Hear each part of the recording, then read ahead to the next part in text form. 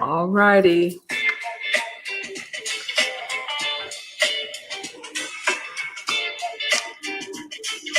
Well, welcome to GodFidence, everyone. It is, what day is it? April the 1st, Monday, Okay, so 2024. Austin is our son. Austin is our son. He's 19. That's all I can say. And Austin called me this morning and said, guess what, Mama? Now, early this morning, I had already been thinking about Austin. Mm-hmm. And I said, the kids off in college, stuff happens. And so we hadn't talked to them and prepared them for other stuff that could come up at school and how do you respond, right? So Austin then calls me this morning and says, Mama, guess what? No, he didn't say guess what. He said, Mama, I am being detained. I said, what do you mean you're being detained, Austin? He said, they're detaining me and I don't have any idea why. I said, Austin. So now I'm like on my way to do a meeting. And I said, Austin, why are they detaining you? He said, I have no idea. And I said, no, then I started asking more questions. And so now he don't have no answer. So he's like, oh, April Fool's, Mama. Oh, he called me and hung up. I said, hello. He called you and hung up? He didn't say anything. So I was wondering. And so I was like, Austin, you thought that was funny? I hadn't done that. Okay, ha. And I almost cussed. So I just said, that's okay. I keep that to myself, Austin. How are you, Austin? Did you have a great Easter? He said he went to church with Mr. Lofton. It's a woman here, or is it me? And I'm not April Fool. It's April Fool. It's not warm in here, but I will turn on the air. We're fine. It's fine.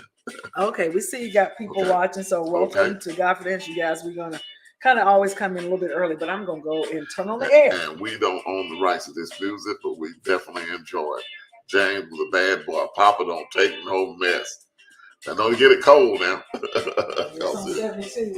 that's good. Go from being hot to cold. I was telling Fuller as I was got up this morning, I did a meeting. I started feeling a little scratchiness, and you guys know I don't like to advertise, but I had to stop and get. This is my little place I go. Medicine ball. Yeah, to get the little. Okay, y'all saw that little side right there.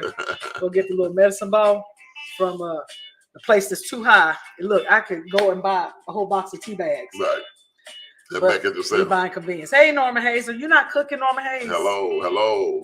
Norma was looking sharp yesterday. Oh, always. That's Miss Norma. That's her brand. She always like that. So for those that didn't go to World Changes, did anybody else go to sunrise service yesterday? We had. I did. I was tired. Thank y'all, the heroes. It wasn't about me. But we had sunrise service at our church, and it was super great. It was really great. It reminded me of New Hope Baptist Church on Fuller Time, on Fuller Avenue, Fuller Street. And I'm telling you, C.L. Carter, Pastor Means, Pastor Walker, Pastor Taylor, man, they brought it, man. They had old school devotion. Deacon Ben and the other deacons got down on their knees like in the chair like they did at the old Baptist church. Man, it was so much fun. It was just reminiscing a whole lot. I could see our Deacon Phillips and Leroy, Mr.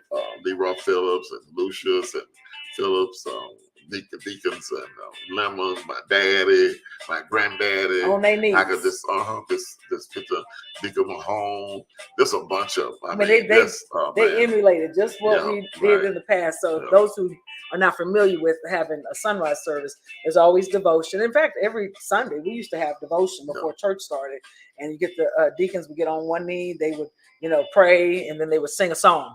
And they had every deacon, yesterday, 3 of them. They sang an old school song, and the church got up. Hymns, old hymns. We call them. I don't know what y'all call them. We call them 400. We call them 400.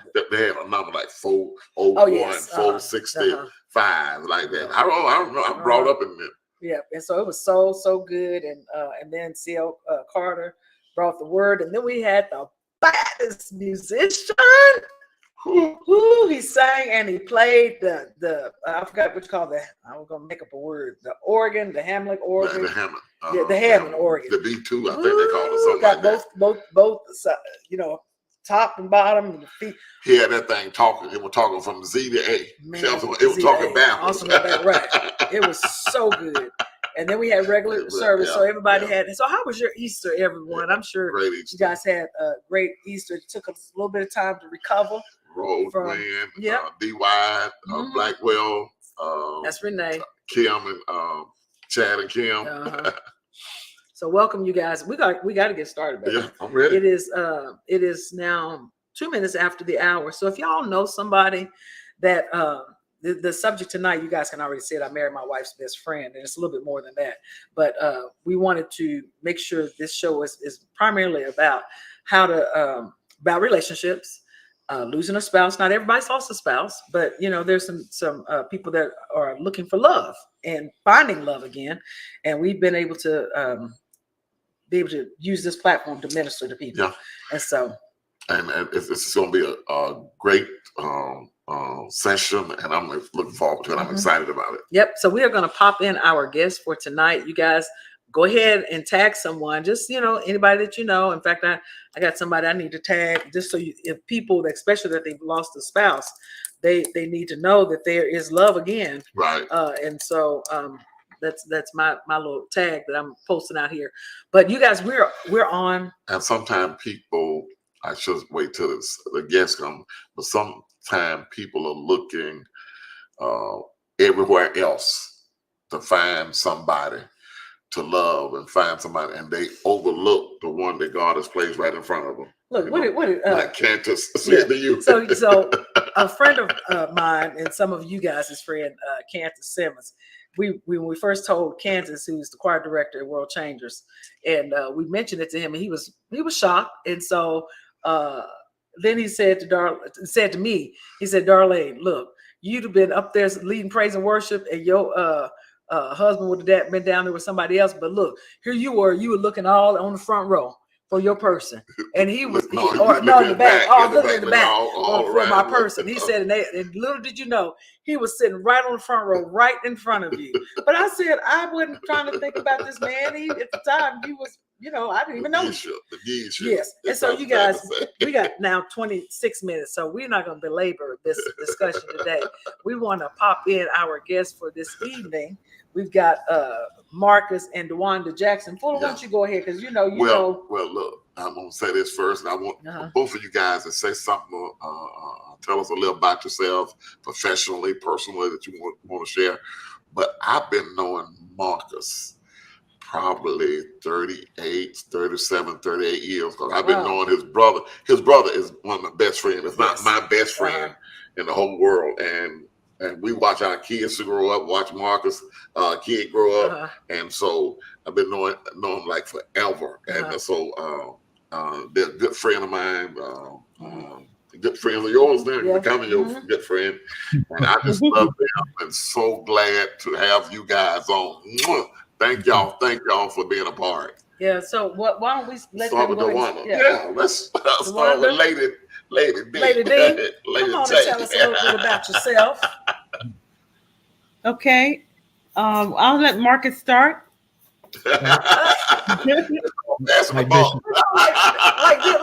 like Marcus, when I say Lady D, the Lady D said, how about Marcus? You just start. That's how we run things. All right. Well, I guess I'll start. I've been, like Bishop said, that I've been knowing him for quite some time. I don't know exactly when I met him. He knew my brother before he knew me. And I guess I just came into the fellowship also. He and my wife, my first wife, that passed away, and the one that we're going to probably talk about tonight, we all would come down to Griffin and go to church with he and Jean. And we spent a lot of Sundays down there. Matter of fact, we had designated every fifth Sunday we were going to be there, and then some Sundays in between. And many occasions I relieved Bishop when he was out of town. I would do messages for him at the church. So we've gotten to know each other over the years for some time. And of course, now my current wife, I introduced him to Bishop and Jean, and we fellowshipped on several times. And it's a great relationship. And we want to just thank you guys for considering us, that our relationship will be interesting enough to be able to bless someone. And hopefully it will. And we're looking forward to having a conversation tonight. Okay, good. Marcus, you sound like a CNN broadcast. That was good. That was real good. I told you when we talked yesterday, I told you, Marcus is cool as the other side He of the pillow. got that thing together. That was scripted. You write that up. We've done a few of these. Okay. All right. That's why I pass it to him. Okay. I am Dewanda Jackson. I am the relationship we've been married for almost 24 years. 24 years. So I come from originally from Alabama. Met Marcus at Faith Christian Center, where I was engaged at the time.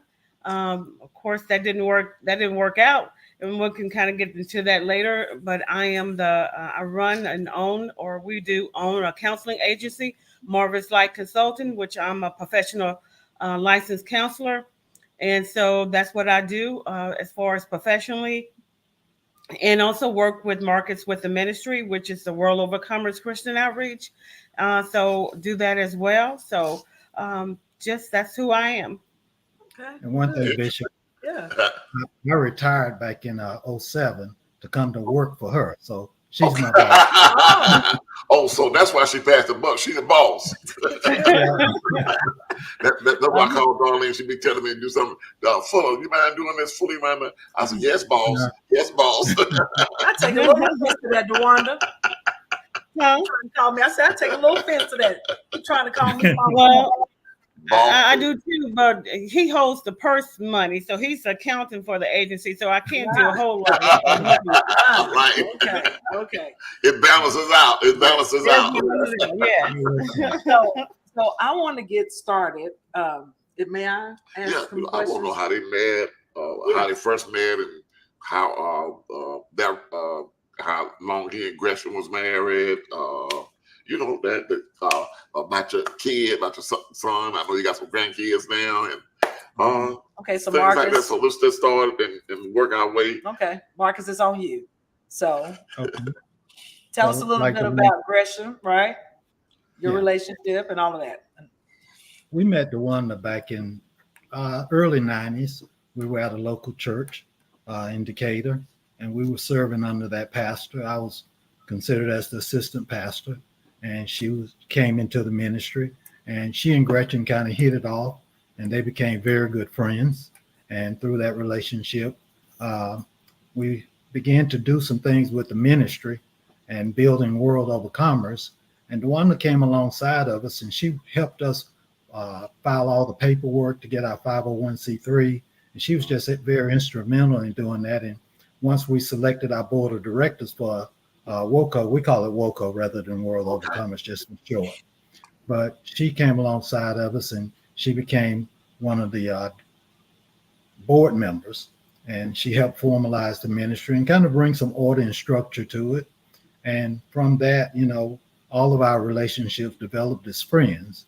And her and Gretchen became real close. I'll let her tell you all of that part or what have you, but that's kind of the way everything got started. And ultimately, of course, Gretchen and I had been married for 20-something years prior to her passing. We had known each other for 22 years. We met back in 1976. Wow. And we were at Atlanta Area Tech going to school. Oh. And she kind of, Q, I'll call you that just to kind of straight. But she was sitting in the back of my classroom one day, Gretchen was, and she told one of her friends that she really liked my voice. So you recognizing that my voice sounds something like a personality on radio or what have you. While I was at Atlanta Area Tech, one of my teachers, I did in my speech class, I did a speech and I just read the speech. And my instructor was kind of upset with me. And she told me, she said, I'm going to either give you an F today or give you an opportunity to get it right on tomorrow. So I took the opportunity to get it right on tomorrow. And when I did the speech the next day, everybody gave me a standing ovation or what have you. And she gave me an A. So I erased the F and got the A. But she said something distinctly to me on that day. She said, Marcus, don't ever let anybody tell you anything different, but you have a voice that commands attention. Amen. Amen. He was just somebody that was speaking into my life at that time. And I had no calling or anything, or any idea of a calling.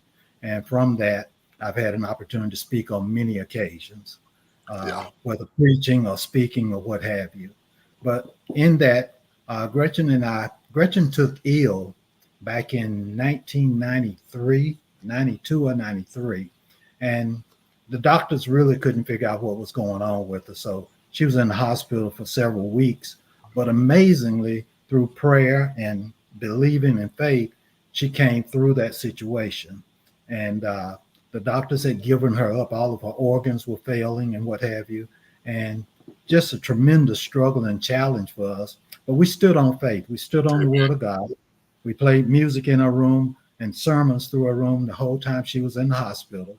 We made sure that we stayed focused. We wouldn't allow anybody into the room that was speaking contrary to what we were believing. So we stood on the word of God, and she came through.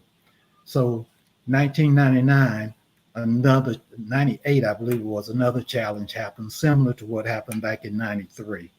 And 92 it was, I believe. And from that, she took ill, and she stayed in the hospital the first 5 months of 99. So I would spend the night at the hospital and go to work from the hospital and take care of my business at work. And I'd come back home, take care of my son. And my mom came in and helped us throughout all that ordeal.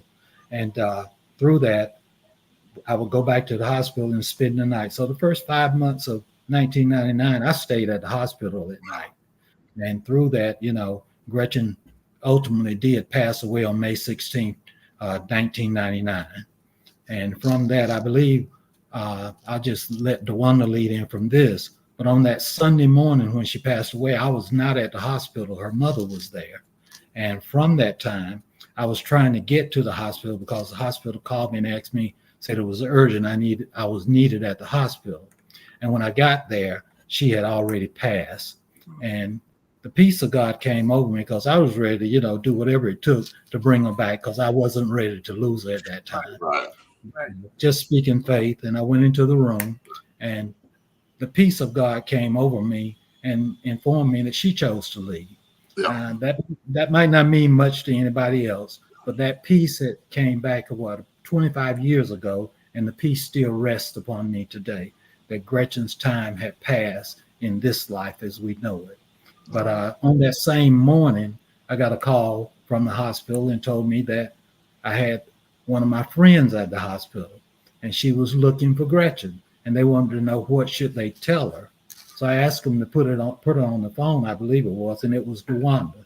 She would always come down on Sundays to see Gretchen once she leaves church. And she came and found that situation as it was, that Gretchen had passed. So I just told her, why don't she come by the house, because quite a few people were at the house meeting and consoling us or what have you. But, she's always been a good friend, and she came that day just to console. And I let her lead in and say something right now. Okay. Well, Gretchen and I were friends, and we were friends until she passed. We actually met, like Marcus said, at Faith Christian Center where we were going to church. But I was introduced to the ministry through the gentleman that I was engaged to at the time. And so when I came to the church, I met Marcus and Gretchen, and through that, Gretchen and I became friends. During that process of when I came to the church, we were actually was going to get counseling from the ministry, the minister that was at the church at the time, and Marcus happened to be part of that marriage counseling process. So Marcus was one of the counselor when I was engaged to the guy, and so on that session that we went to the marriage counseling. He happened to, like I said, be part of it. That was our first and only counseling session because at that point it was determined it was not a good match for me. But I had nothing to do with that, Bishop. Yeah. No, I'm going to let that one go to God. God intervened. So I continued to go to the church, and Gretchen and I became closer friends, and we would do things together. We'd go to Sandersville where Marcus' brother has his church, or we would go out, shopping. We just do things together. So again, the relationship just matured, and we was friends.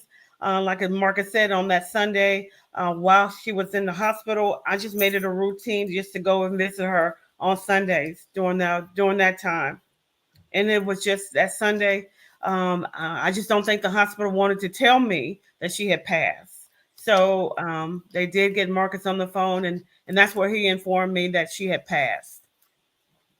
Wow, that's powerful right there. But I remember that just brought back a lot of memories, because I was a part of that.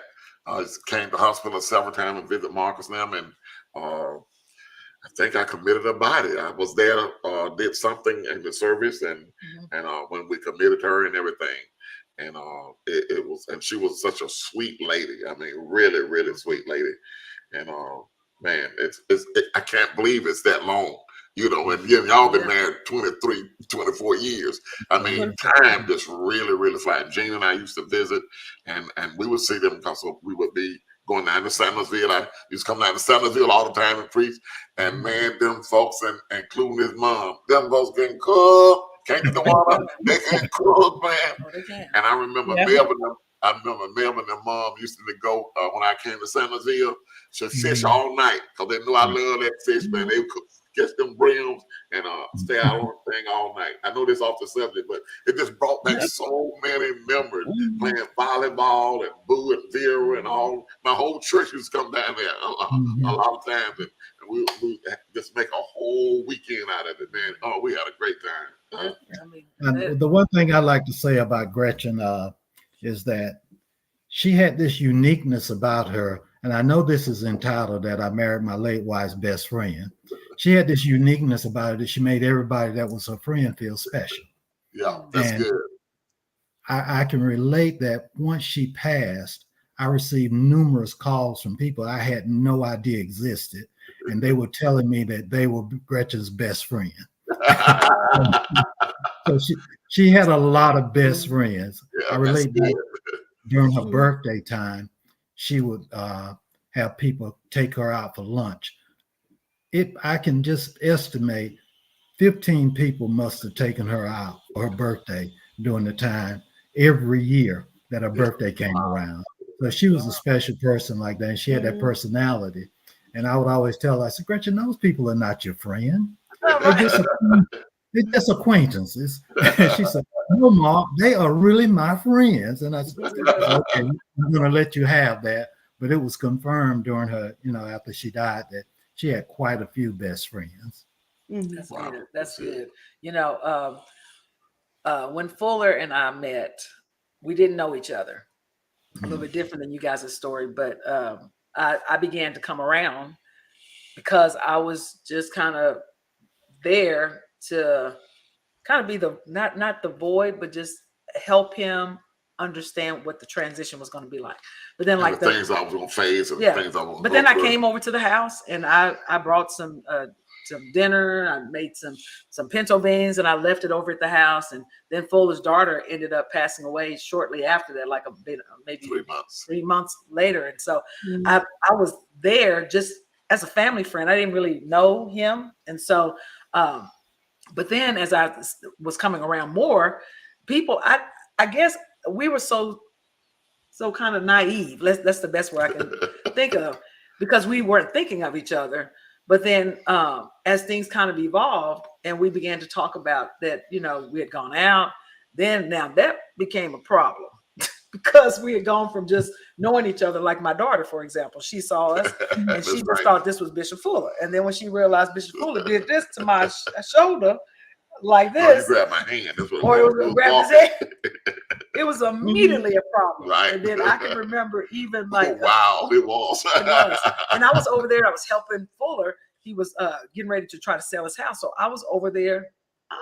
With my sisters. With sisters. I was helping pack up stuff. And I remember one time one of Fuller's sisters said, I said, it's getting around to be Mother's Day. And I know it's going to be a hard time. So Darlene being stupid, helpful. I said, I was trying to plan something for Fuller, and I was talking to him. I'm just going to say, because Vera know, So I said to Vera, I said, Vera. So Vera said, well, darling, I think that Fuller want to be Kenneth. His name is Kenneth. Want to be with him and his sons by themselves. I was like, oh, I hadn't thought about it. But when I realized it's in our nativity Okay. that there was something there that other people saw that we didn't catch. Realize. And so, but at what point did you guys realize that maybe now Gresham has passed away? What was the time frame between the time that she passes to the time that you guys began to form a relationship? Maybe not a relationship, but really a friendship, and you were spending more time together. Well, I would like to say, during that time that Gretchen and I was friends, and like you said, before her passing, I was always comment with, and I think I've told this to Marcus. I said, I would never marry him. I don't see how you can deal with Marcus. So that was my thought as friends. Because Marcus is he has his personality. He's really strict and has his discipline. Ways he does things. So there's an order to life. There's order to it. So I think there was definitely a transition there. I was going through a transition at that time as well, because soon after that, I had decided to make a move and start my business. And so I had to, I felt I had to. I sold my home. I had moved with a family member. And then, I had several transitions after that in order to start the business. And so he would say that I was homeless, but I wasn't homeless. I was just in some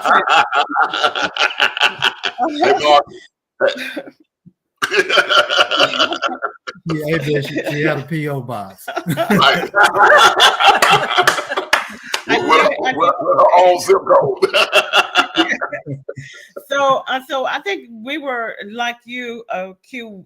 He would allow me to come over and use his computer, do some things so that I could, start the business and so forth, and as well as helping with Jeremy, his son, was going to pick him up because he worked downtown. So I was here. My schedule was flexible at that time.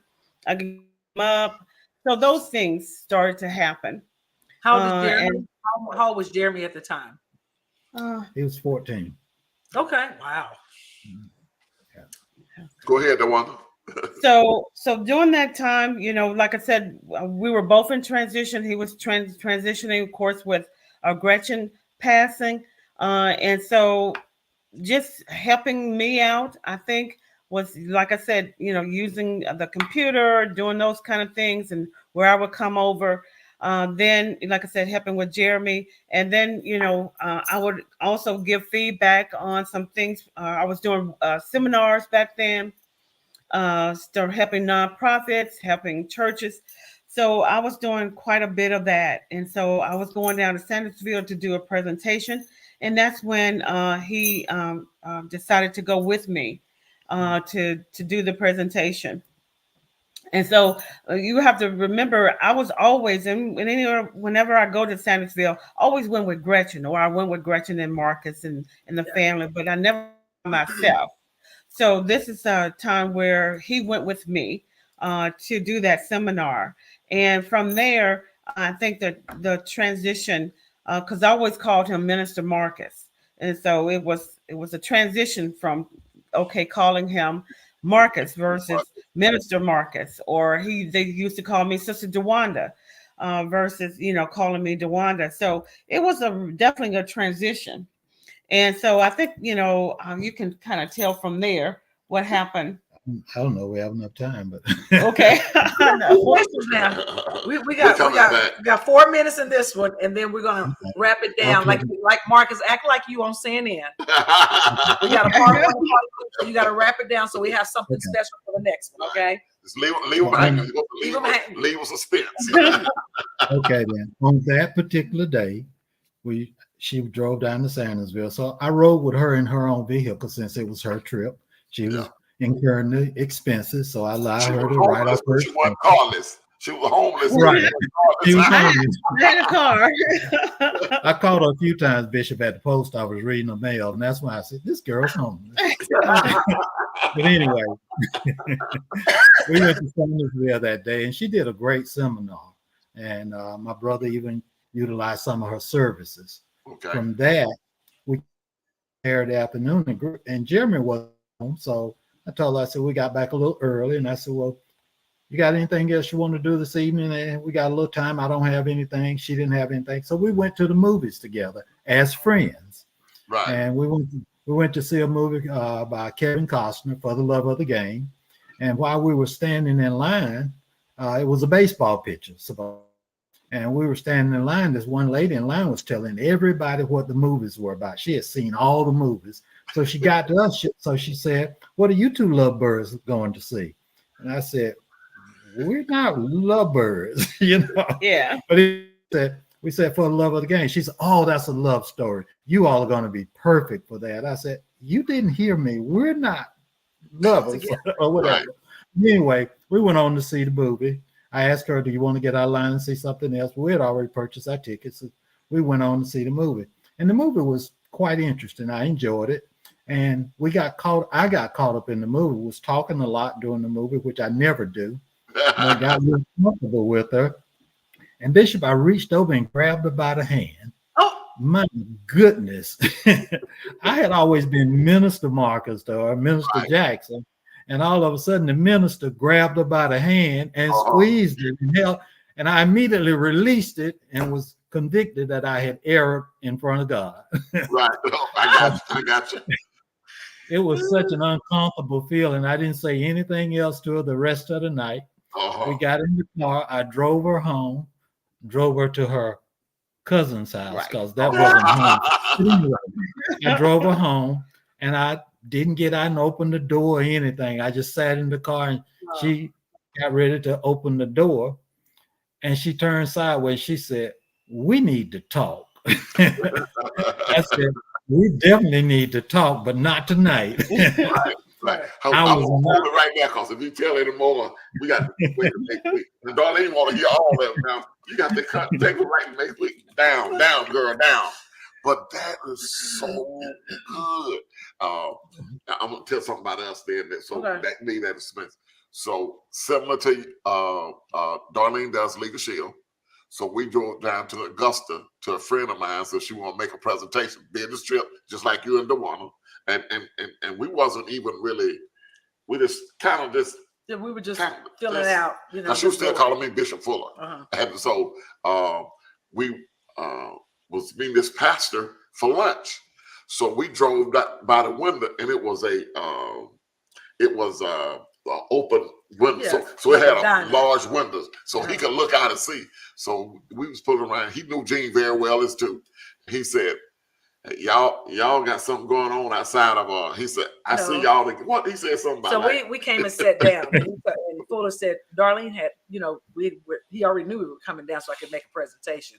And then then he said, I think we finally told him that we were seeing each other. Okay. And he said, I already knew that. I could peep that from seeing y'all when y'all was driving. I saw that in the car. I was like, I was trying to clench my pearls, Dewanda. It's like the lady said, when you guys, he said he just saw us drive by the window to get to the parking lot, and he said, oh, it's more than that. And we're going to wrap it up, but I think what happens is, and people really don't understand this, when you've been married for a long time, and then you now completely don't, you go where you are now in mourning or grief, you're used to being with somebody, so your natural reaction is to grab, you know, a person or still latch on to one. Look, tell them what someone gave you the definition of grief. Love looking for somewhere to go. Man, I Pastor Donald told me that yesterday. I was, oh my God, it's a love looking for somewhere. It don't have anywhere to go. So it has nowhere to go. It needs an outlet. Love needs an object. That's right. Yeah. That's right. Yeah. And man, I said, wow. I said, say that again. Yeah. So I can see how you could grab Dewanda's hand, not because you were expecting for a relationship to form, but because you were so used to being touched or being in a relationship. Like Fuller, he was driving when I first met him, and I reached over and grabbed his hand, and my hand fell off like from the turn. So so I looked up and he grabbed my hand back and he's like, put your hand back. But we need that touch, and people that have not lost someone, or they are not, they don't know what we're talking about. They immediately think y'all must have been seeing each other already.